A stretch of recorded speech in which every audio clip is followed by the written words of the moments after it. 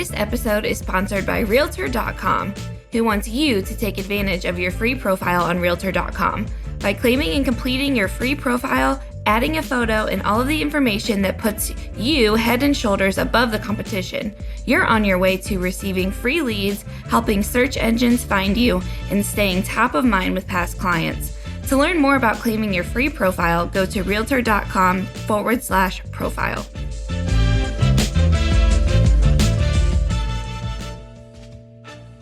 Welcome to the Real View podcast, where Ohio Realtors connect you to innovators and influencers, keeping you with the real view of real estate.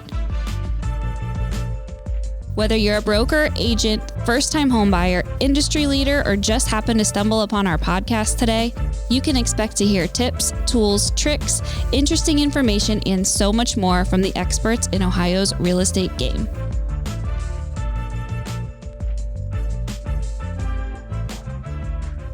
Hi, everyone. Welcome back to the Real View podcast. I am your host, Allison Wiley. Joining me today is our special guest, Adam Hergenrother. He is the founder and CEO of Adam Hergenrother Companies, which includes Livian, among several other real estate, construction management, development, and leadership training companies. He is also an author and fellow host of a podcast called Business Meets Spirituality. Adam, welcome onto the show. We're so excited to have you. Allison, it's an honor. Thank you. And thank you for all the work that you're doing. People don't realize how much time and energy goes into putting these things together. So I'm sure all your listeners and friends out there appreciate all the work that you do. So I just want to say thank you to you. Yeah, no, I appreciate that. And right back at you. It's always nice when I have fellow podcasters that come on because they kind of know how it goes. Yes. You know, you know what it takes, to put on something like this. So I always enjoy having fellow podcasters on. Outstanding. So, welcome onto the show. Before we get started, I have to ask our signature question that we ask all of the guests who join me on The Real View, which is, since the show is called The Real View, I would like to know, what is the best view that you've ever seen? The best one. Wow. There's two that came to mind. I climbed Kilimanjaro one time, and we were up there for sunrise at 20,000+ feet. And it was also the event, 3 days to get up there. So it was legendary, and we all cried when we were up there. So that was a kind of a magical moment to be there. And then I'm a mountain guy. I live in the mountains. And so I scan the mountains every morning. So I've had just amazing sunrises on top of mountains. So any mountain view would be mine, but I would say Kilimanjaro takes it. Oh, I love that. Yeah, I actually had a friend who climbed it last year. She went on an all-women's expedition up there, and her photos and videos and stuff, I mean, you can't even describe. And I'm sure it's different in person, but it was so gorgeous. And you're right, just the whole experience of it all, the exhaustion, and you can't breathe, and you're like dirty because you haven't showered, and it's just like... Yeah, the funny thing is about Kilimanjaro, it's actually not a really hard mountain to hike in terms of like the actual technicalities of mountain climbing, right? Like it's, I think people that are Sherpas, I think the fastest person that ran it did in like 8 to 10 hours. Some guy ran up it. So it's not technical, but it's the altitude really. When you get above 15,000 feet, I didn't know how my body would respond. And it's literally when you start getting into that 18,000, nobody's talking. That's all I remember from the thing. Nobody's talking because everyone's you're trying to breathe. And what people don't realize is it's not that there's a lack of oxygen up there. The oxygen level is the same. It's the pressure to put oxygen into your body is what the barometric pressure drops to like 17 or 18 at that point. So that's why people are taking very deep breaths. You're trying to create pressure to get more oxygen into your body. And that's what makes it difficult. I just tell you this funny story about it. It's actually hilarious. I went with actually 3 other friends that are in real estate. We're hiking up, and at one point, my buddy had his oxygen level. It was like it dropped below 80%. And typically below 80, they turn you around. But he was like, "No, we're going up to the summit. We're going to make this." At one point, we stopped again. We were close to the summit, but you're going slow at that point. And it was still somewhat dark, but we scheduled to go and ascend the summit on a full moon. So we were above the clouds. So it was a full moon. Nobody needed any lights. It was right there. Oh, that's cool. And all of a sudden, our guide, I just kind of look up and he slaps my friend as hard as he can across the face because he was starting to pass out. And it was like the loudest slap you've ever heard. Oh my gosh. And I was like, you're in your own world trying to breathe and all this stuff. And all I hear is like this slap, the loudest you can hear. And he's like, you need to wake up. You need to wake up. And he was like, what? He really did. And then at that point, I looked at my buddy and we started getting worried for my friend. And he actually had to be carried off the mountain. He summited. We all cried because it was especially for this guy to get him up there. And all of a sudden, there's two Sherpas grabbed him and said, you need to get down. They put him over their shoulder and they carried him down the mountain. By the way, that's the worst part about climbing Kilimanjaro is I can actually see why people die coming down Everest all the time because, people don't die going up Everest. They climb because you're so close, you're so there, you want to push it and you get up there, then you realize you have to come down. Yeah. That's like, you're like, well, hold on, right? Like, I thought we were done. I thought we were done. I always equate this to like real estate deals. It's pretty easy to get the contract signed, but then actually getting through everything, it's like all the deals fall on the way down, right? That's the same so thing true. with like climbing Everest. Yeah. Yeah, that's a good analogy. I never thought of that, but no, that's so true. It's just the beginning when you get to the top, right? It's not the end. You got to still get your way back down. Like no helicopters coming to come pick you up. No, they're not. No, you are on your own. You are on your own.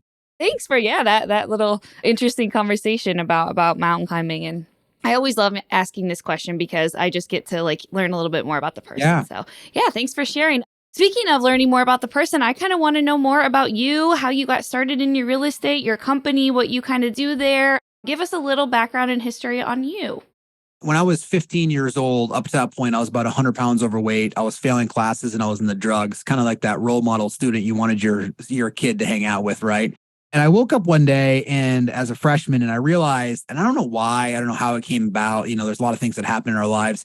And I just had this overwhelming, booming thought that like, this is not the life that I was going to live. And so I stayed up all night and just started using visualization at that time, right? To really kind of, what do I want my life to look like? Just asking deeper questions. And fast forward, I ended up losing 100 pounds in that year. I started becoming into sports, which is why we're so into helping kids with sports, because it really helped put me on a new track and kind of get me in the right way. And so I really kind of turned my life around at that point. And then you fast forward, I got into college. I bought my first piece of real estate, by the way, as a sophomore in college. I chose to live at home, but I bought a first investment property. I bought it in 2003. In 2005, I was renting it out. And apparently I didn't realize this time, I was naive. You shouldn't ever, if you in the condo association, they had a rental cap and I was renting it anyways. And I had the tenant's name on the utilities. And apparently you don't want to do that anyways. But they ended up calling my note. I've never had a company call a note or heard of it, but CTX Mortgage, if you remember that back in the day, they went out of business during the depression for real estate, but they called my note, which was wild. But it was I thought, no wonder why everyone's in real estate. You buy a piece of property in 2002 as new construction. It's worth $70,000 more now in 2005. So I ended up selling it, made some decent money off that. But what happened was I ended up paying a commission. And I remember looking at the HUD statement going, this person basically made more money than me in like the entire, I was making $30,000 a year or $32,000 a year as an underwriter. And I was like, what is going on here?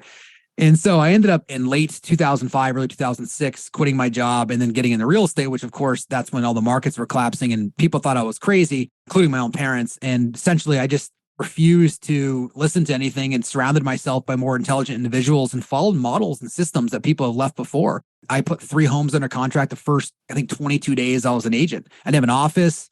And I remember showing up I was with RE/MAX at the time, the first RE/MAX monthly office meeting. And I remember people coming up and like, what happened? What'd you do? And I thought I actually did something wrong. And I didn't realize that like people just don't do 3 transactions a month, specifically in their first 22 days. And I remember asking somebody, well, then what do you do all day? Right? Because for me, I literally, when I started out and for the first 3 or 4 years of my real estate career, I just made this goal of just making sure I get an appointment a day. And I didn't know what that meant. I would lead generate for 10 to 12 hours a day. I enjoyed that phase of my life. I worked a lot, but it was really fun, right? I really enjoyed it. I was making money. I was putting it back into people. I had hired my first assistant in the first kind of 40 days. And teams are a thing now, but back then in 2006, 7, 8, 9, teams weren't really like they are now. And so anyways, we started building companies and then I started a construction company.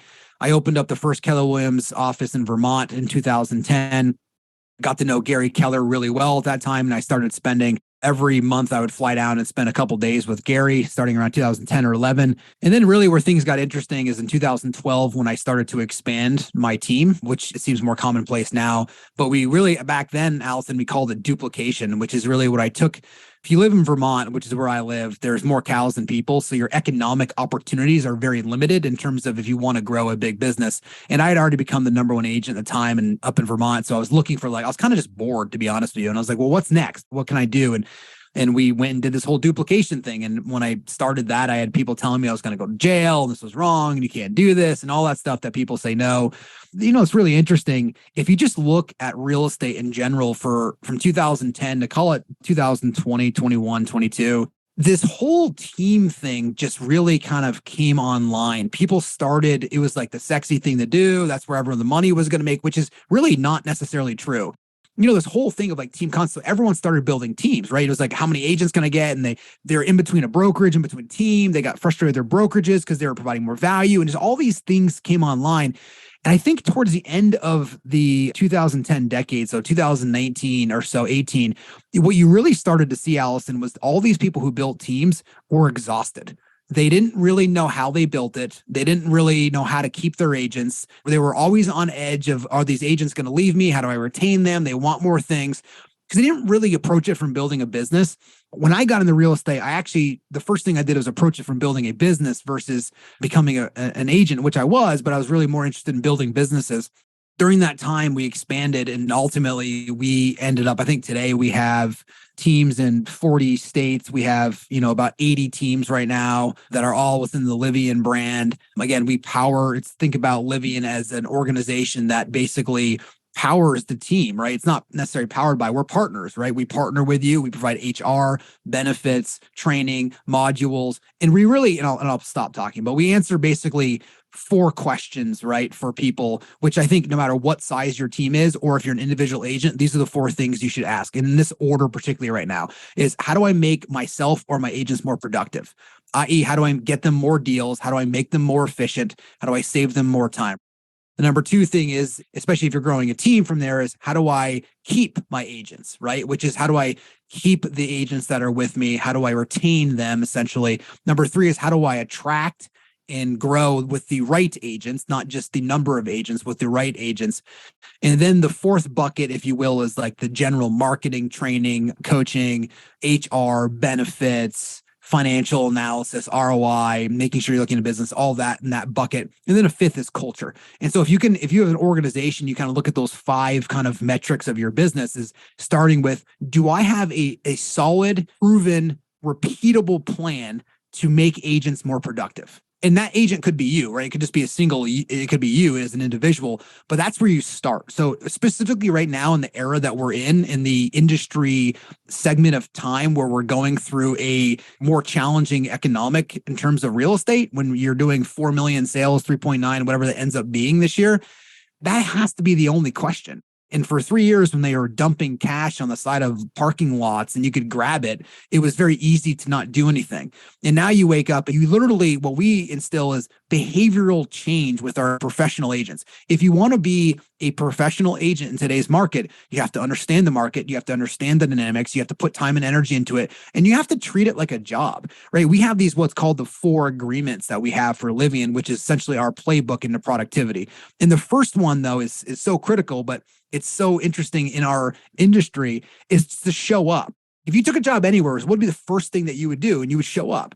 Well, so many people, this paradox of entrepreneurism, where they want to come into the business, and yet at the same time, they want the freedom. But the funny thing is they want the freedom before they have the discipline. And in order to be free, you have to have discipline. So I always say discipline equals freedom. So if you want to have financial freedom, you have to be disciplined for a period of time to build up the financial freedom.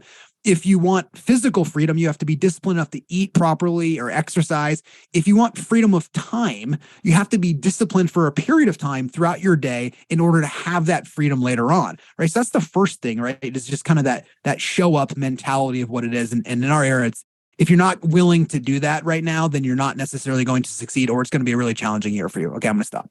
No, I think this is great. I was like, we got 3 more to go. Don't stop. You said 3. Sorry, yeah. Yeah, tell us more. Yeah. So the 4 agreements. And so the first agreement is you have to show up. The second agreement is you have to do your 2. And so what we make, it's kind of our North Star, Allison. So we basically say every week you have to hold 2 appointments. And we define what an appointment is, right? So an appointment basically is not, you saw your friend at Starbucks. It's not somebody in an elevator. It's not somebody who asked you how expensive this house was. This is an opportunity, as we define it, as an opportunity to present a buyer or seller a contract, right? A listing or a buyer agreement. That's what we consider an appointment, right? So to do the 2. And so where the math comes in from this, because I think the path is always in the math. If you don't have a path, it's because you haven't done your math properly. So if you look at it, if you just did 2 appointments, as we define an appointment per week, let's say there's 50, it's not, let's say there are 52 weeks in a year, and you took 4 of those weeks off. So that's 48 weeks. If you did 2 a week, that's 96 appointments. And according to the MREA, Millionaire Real Estate Agent, right? If you convert 75% of those, that ends up with 65 signed buyer or seller contracts. And then you convert 70% of those, which ends up with to a pending, which ends up to about 50 pendings. And if 10% of those pendings end up closing, you end up with 45 deals per year. So if you want a North Star as a way to kind of keep yourself going, in Livian, we call it the Do the Two. We have t-shirts that say Do the Two. We're a company of productivity. It makes it easier and more fun when you're winning to do other things or focus on personal growth, specifically when you're doing that. So Do the Two is designed, if you do a 2, the path's in the math, you should end up with somewhere around 45 closed transactions a year if you hold that. Now, of course, you can do 4 a week, right? We have single agents in Livian doing over 100 transactions, and we have some agents doing, somewhere between 10 and 12 who choose to do those different things. But if you want to do Do the 2, that kind of hits you that 45. The third one, if you think about the 4 agreements and all this stuff, the third one is all about reporting your numbers 5 out of 7 days. It's not hard. It takes 3 minutes, but reporting your numbers 5 out of 7 days is specifically for 2 reasons. Number one, and it's a dashboard. You can do it from your phone. We have our proprietary tech set up, and all we track is 4 things. Did you sign something? Did you sell something? Did you set an appointment? Or did you close a property? That's really the things that we're looking for that you track. And it takes 3 seconds, 30 seconds, a minute or 2 minutes to put that in there. But here's the trick. When you do this, most agents will like to just make a check mark if it's in Excel or pretend they have it in a contract. In our world, you actually have to add context to all this. So you can't put somebody in there unless it's actual real contact that won't record. So then what we do is that each team, every day, we have a roll-up scorecard, and it shows you how many people signed something, sold something, set an appointment, or added somebody to your database. So those are the 4 things we measure. So every day, our team sees that, and then that rolls up into an overall Livian one, so we see the visibility. And it also gives you perspective for 2 reasons. One, as an individual agent, if every day you're recording 0, 0, 0, at what point do you wake up and go, I either need to do something different, I need to ask for some help, or maybe I shouldn't be in real estate, right? There's one of those things should show up in your head. So that's part of that self-accountability, because you need that self-leadership before leadership can instill. So anyway, so that's the third. And the fourth component of the agreement is that you add at least 5 people to your database once a week. And the reason that comes in, if you look at the 12-to-1 ratio of Met database, if you have 240 people in your database and you systematically feed and tend, we use that word specifically, tend. If you just planted a garden and never tended to the garden, it would just marginally succeed at maybe producing a few vegetables. However, if you tend to that every day, the garden's much healthier and it produces a lot more fruit, not necessarily fruit, but you know what I mean? It actually produces a lot more vegetables from the source of the garden. It's the same thing here. And Livian has a proprietary, what's called Canary backend system, which increases the conversion of all the stuff that we do. So when you put a database in there, you unlock it. So the goal is to make sure that each individual agent has at least 240 people in their database, which again should produce around 35 deals a year purely from that and having in your database. So those are the 4 kind of agreements that when you come into Livian that you agree to, that you're going to come in and do.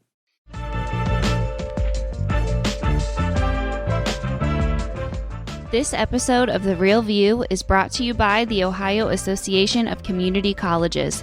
Ohio's network of community colleges provides accessible training that accommodates the busy lifestyles of aspiring real estate professionals at half the price of a traditional university.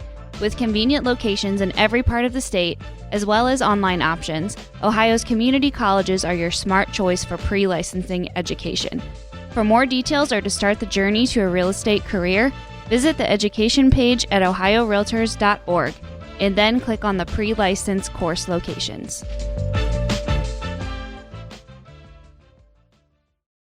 Home sellers can be sued by buyers, even if they did nothing wrong. When a seller gets sued, so does their agent and broker. And that's just not fair. Home sale lawsuits don't happen on every transaction, but when they do, they can be devastating. Seller's Shield is so proactive, we resolve 94% of our clients' disputes before they become a formal suit, keeping everyone out of the courtroom. Protect yourself with Seller's Shield and get the peace of mind you deserve. Looking for a stress-free way to manage your investment properties? Do you want to save your business time and money? If so, you might think about trying property management software like RentRedi. RentRedi simplifies the entire renting process, collecting rent, listing properties, signing leases, and managing maintenance. With our software, you can easily manage multiple properties from a single dashboard, post your listings on popular real estate websites, track rental applications, and automatically collect rent. Tenants apply and pay rent right from their phone. Ready to give RentRedi a try? They're offering our listeners the 6-month plan for $1. Visit rentredi.com. That's RENTREDI.com and use the code OHIO1, Ohio and the number 1, to get 6 months of RentRedi for $1.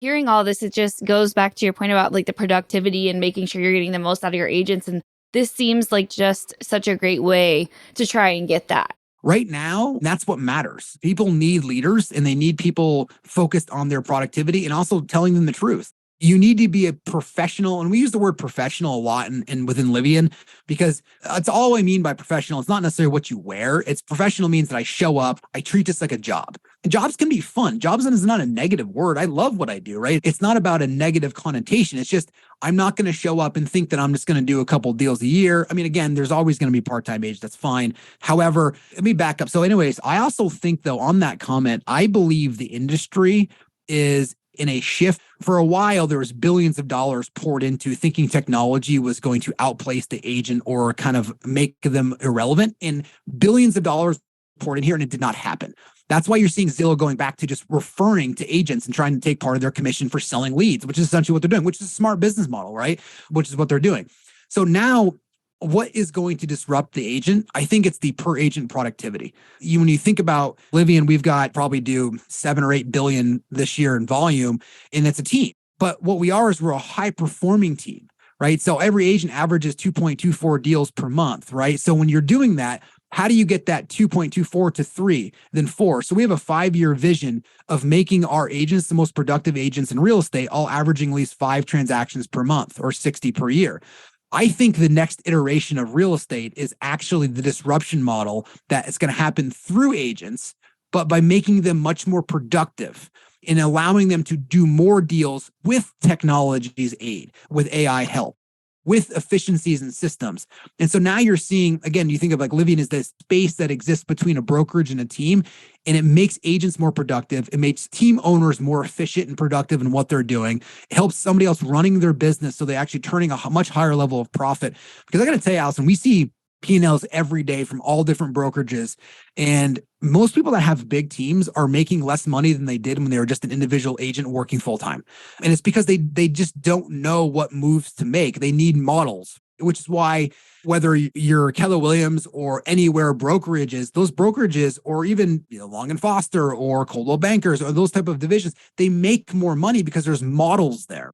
Versus you see like an individual mom and pop kind of brokerage show up, they don't as much. And the reason is because there's the model systems that you people can follow. And I think that same thing is actually happening. If you actually think about this for a second, the 1970s, before RE/MAX and Keller Williams really came into the scene, Century 21 was really a big team. Everybody wore the gold jacket. Everyone had their name on the rider on the sign, but everyone went back to the brokerage for leads, service, transaction support, the MLS book, all of that stuff. Now, for the last 30 years, we've iterated. RE/MAX came in, Keller Williams came in, all these EXP came in, these disruptors came and changed the industry. Now what's happening is we're actually coming back to this iteration of making agents more effective and efficient so they have more time and are doing more deals so that they can service their clients with much more expertise. Yeah, I think it's going to be really interesting. And you mentioned a lot about the technology. I know I've read so many articles that have come out lately that have said technology is going to take away this job. And in reality is it's not, because you can't replicate the relationship aspect of our job and what we do. And I think that's what really is going to be so important as we navigate this new world with AI and in chat, GTP and all that kind of good stuff. I want to hear a little bit about your approach to leadership. And you mentioned, kind of how you run your company and some of the things that you all do there. And you mentioned kind of what we need now is strong leaders. And it may not be strong in the sense of what we are thinking. So tell us a little bit about your approach to leadership, about what we want from our leaders these days and kind of how we can be the leader that's needed in today's times. Let's start with defining what leadership is. Leadership is not an abstract concept. It's not a corner office. It's not a title. Leadership is purely about getting others to take a new level of action that produces a new result in their life that's a benefit for them in the company. It's just clear, like leadership is not a concept or an abstract. Leadership is a verb that actually gets people into action that benefits them in the company together. So then I always work backwards from there. And so for me, I believe before you can be an effective leader, you have to have self-leadership. And so in my life, I wake up between 4 and 4:30 every morning. I meditate, I journal, I exercise, and then I do some things with my family. And then I get into my day around 8:30, and I read, a book or two a week. I'm really focused on my own personal development journey. I mean, that's really, really what my life is about right now. Specifically right now is about how much better of an inner experience can I have. Anyways, that's a side note. So self-leadership has to precede leadership. I also like to think of self-leadership as, you ever notice if you set out to go lead generate every day for 90 minutes, when you do it for the first day or two, and then ultimately starts to be this pull inside, right? That starts to pull you away from what you should be doing. It's almost like somebody's lassoed you in there and pulling you off it, trying to convince you to not do the activity that's there. There's a voice that talks to you. There's emotions that go along with that you're all feeling. So emotional fitness as it relates to leadership is actually being able to withstand that pull that tries to distract you from what your goals are. Self-leadership is actually overcoming that voice inside your head that says no, right? That tries to derail you from that. You can apply that to anything, whether that is showing up and being present for your kids or your partner. That could be making sure you show up to the gym every morning if that's your thing. There's always a key domino that has a cascade effect in somebody's life if they can do it. Meaning, what is the key domino you need to do every day that has a waterfall effect for the rest of my life? For me, it's that personal development routine. So leadership is, if you think about getting the action, and leadership is about making decisions, then our work product is decisions. So you want to work backwards to make sure you're as clear as possible to make the best decisions that you can. I also think in terms of leadership, it's about being humble. It's about being able to see and being very clear in what that is. If you talk about actual traits, look, it's easy to go and say what leadership is, but I like to spend a couple minutes before that actually explaining. Even people that are in leadership roles, they go, what is leadership? What do we actually do? It means getting others to take a new level of action. So if you want your agents to be more productive, they have to get into a new level of action. So how do you best do that? Which means you are getting into a new level of action. You're bringing a new level of energy. You're not getting riled up in your emotions. You're not flowing off the handle. You're able to see things clearly for what they are. You're making better decisions in your life. The thing is with business building is it's not that usually one decision geometrically changes a company. It's every day a company making a 5% better decision than somebody else. And in 5 years, geometrically, that company is way further ahead. So that's the leadership component of how do I show up today? That's a decision. Do I allow open feedback? I hear this so much in business where I think one of the most important traits in leadership is actually being able to have radical conversations and transparency. And people say that, but I think what really people mean is they convince themselves that they hear a little feedback to the point that it starts to maybe hurt a little bit, but then they shut it off and they've convinced themselves that that's enough. And they go on stage and tell people that, of course, I'm open to transparency. Of course, I'm open to feedback because they buy into, I allowed 15% to come in. Radical transparency is really being able to sit there when it's really uncomfortable hearing something about yourself, but then willing to make some changes that benefit the organization, that gets the whole organization into a better rhythm, which produces a bigger result for the whole organization in itself. So again, leadership is not a concept. It's a verb, and it's about getting into action. It's really about then at the end of the day, if you want to think about it from like a standpoint of being radically open, which is fine for you to do, but really you have to be willing to take the action from things that you hear and not just have some lip service that sounds good on a podcast or that sounds good to your team at an annual event. And not take it personally too. You know, when you have these conversations, it's so easy to like internalize it and like take it to heart, but really it's not even like that. It's not supposed to be like that. It's just supposed to be, you know, constructive, productive ways that, you know, you can make your business better by just listening and having those transparent conversations. It may feel personal. And I think the key to this is like, I totally agree with you. But just to give a little more context in that, because sometimes I'll say that and people will ask me afterwards, they go, well, you say not to take it personally, but I take it personally, and go, great. So what you want to do is you have to be in there. How do you know you're taking it personally? Right? Like, how do you know? And somebody would say, well, I'm in here knowing that I take it personally. That's the objective awareness you need to have on leadership. So you go, wow, this is a great example to how to use this in a meeting. The other day I was in a meeting, somebody was bringing some feedback to me and I started getting really irritated. And I sat there and I go, man, your comments really irritated me. They really jumped in and I appreciate them. I just need a moment to make sure I'm not responding from anger or irritation, because you're absolutely accurate. Just my ego did not like hearing this. And so it's about bringing this out into the light so that you go, wow, I am taking this really personally right now. But really what Allison said is right. They're just trying to help the organization.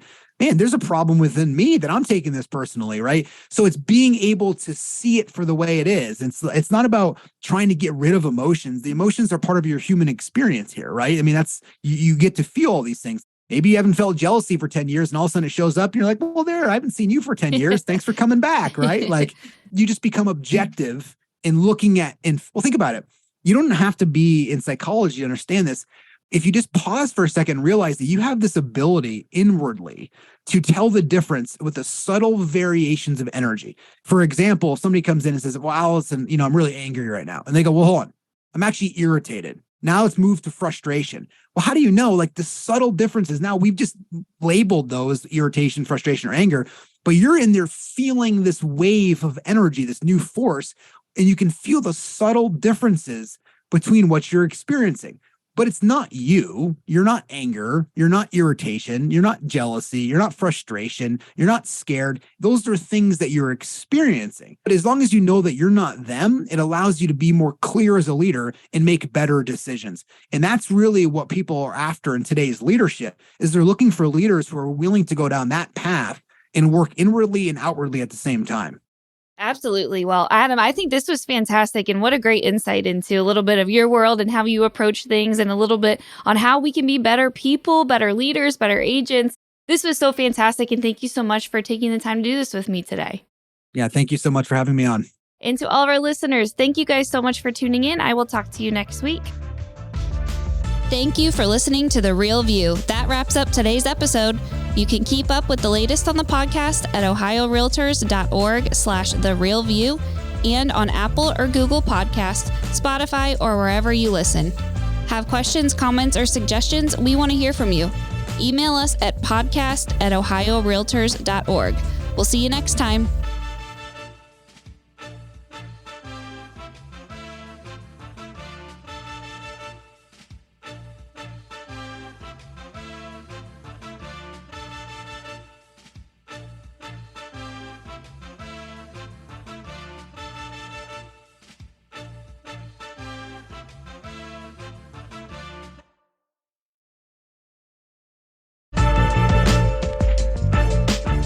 There's a better way to back office, and that's with Brokerment. Get complete visibility into every transaction and manage them all from one dashboard. Automate commissions, organize financials, reduce compliance risk, onboard new agents, generate reports and dashboards in seconds. So if you are ready to handle every back office task and bring your teams, tools, and data together with Brokerment, visit brokerment.com/Ohio Realtors. Plus, see how you can score 50% off of the implementation fee. That's brokerment.com/Ohio Realtors.